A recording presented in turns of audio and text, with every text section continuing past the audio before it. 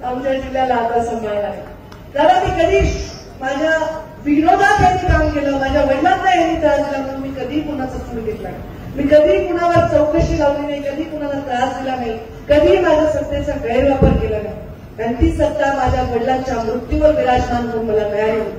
दादा मी 500 कोटीच्या कंपनीची मालक आहे, माझी रॅडिकोची इंडस्ट्री आहे. मला घरात बसून सुखानी पायाला गाडीच्यावरच ठेवून जीवन जगता आलं असतं.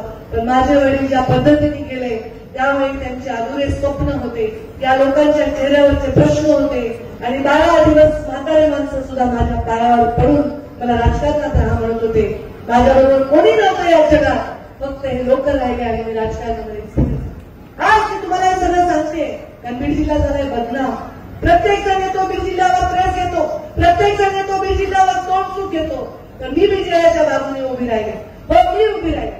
या बीड जिल्ह्यामध्ये जी परिस्थिती झाली ती बीड जिल्ह्यामुळे नाही झाली. या राज्यामध्ये जी जातीय समीकरण निर्माण झाली ती काय बीड जिल्ह्यामुळे नाही झाली, ती संपूर्ण मराठवाड्यात झाली, फक्त बीड जिल्ह्यामुळे नाही झाली. त्याचा परिणाम सुद्धा त्यावेळेच्या आपल्या सगळ्यांना भोगावा लागला लोकसभेच्या निवडणुकीमध्ये.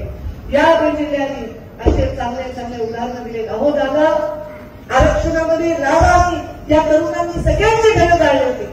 जयदत्त क्षीरसागरांचं घर झालं होतं, योगेशचं घर झालं होतं, विजयसिंह पंडितांच्या घरावर जाऊन गेले होते. या जिल्ह्यामध्ये आमच्या प्रकाश दादाचा तर जीव जाईल अशी परिस्थिती त्यांना बाथरूममध्ये कोंडून घालावं लागलं होतं. तेव्हा हे सगळ्यांच्या घरी गेले. या बीड जिल्ह्याच्या माझ्या मुसलमान बांधवांनी योगेशच्या संदीपच्या घरामधल्या महिलांना बाहेर काढलं.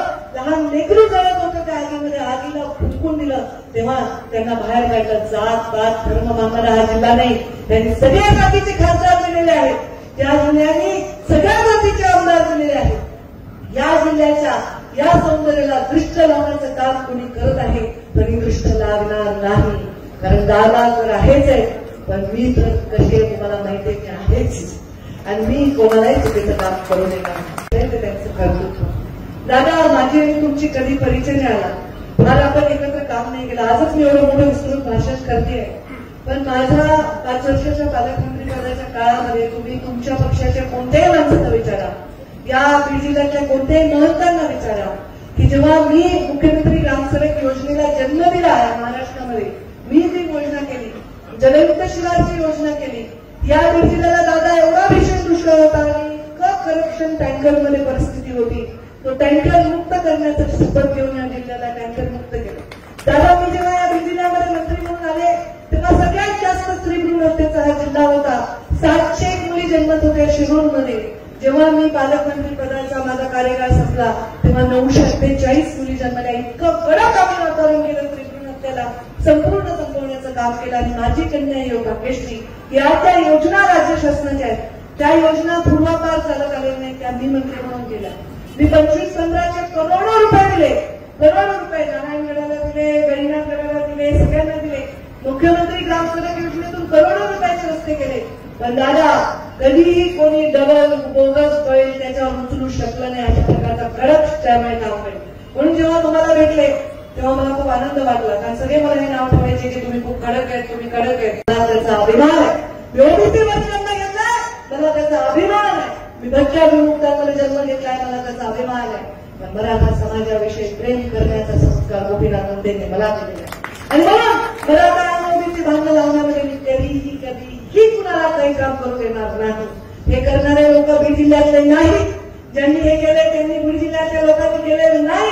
आणि त्यामुळे हा बीड जिल्हा आता एक नवीन उदाहरण देणाऱ्या अजितदादा तुमच्या नेतृत्वात आणि आम्ही सुद्धा त्याला काम करण्याला तयार आहोत. एक चांगलं वातावरण तयार आहोत. दादा तुम्ही साहजिक आहे, तुम्ही पवार आहात, तुम्ही अनेक वर्ष राजकारणात आहात, तुम्ही प्रशासनावर तुमचा फार मोठा वचक आहे. आम्ही सत्ता फार कमी पाहिजे दादा.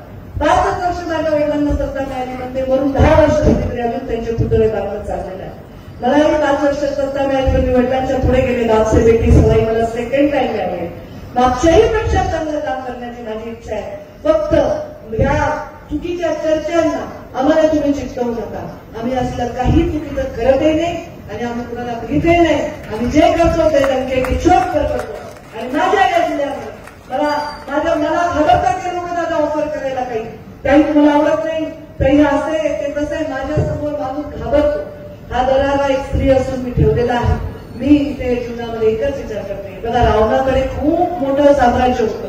पण कधी म्हणतो का आपण रावण राज्य आलं पाहिजे, सोन्याची लंका झाली पाहिजे, नाही म्हणत. रामाने वनवासच भोगला, आपण अजूनही म्हणतो राम राज्य आलं पाहिजे. कारण राम राज्यामध्ये जनतेच्या बोलाला महत्व होतं. जनतेच्या मनातल्या शंकेसाठी स्वतःच्या हृदयाहून प्रिय स्वतःच्या पत्नीला वनवासात पाठवण्याचं दारिष्ट्य दाखवलं. एका ऋषीचा शाप होता म्हणून स्वतःच्या जीवापेक्षा प्रिय भावाला सुद्धा जाण्याची आज्ञा केली. त्या रामाचं राज्य यावं असंच वाटत असतं. मी बघायला म्हणलं, द्रोणाचार्यांनी तर दोघांनाही शिकवलं होतं, दुर्योधनालाही शिकवलं होतं आणि त्यांनी शिकवलं होतं अर्जुनालाही.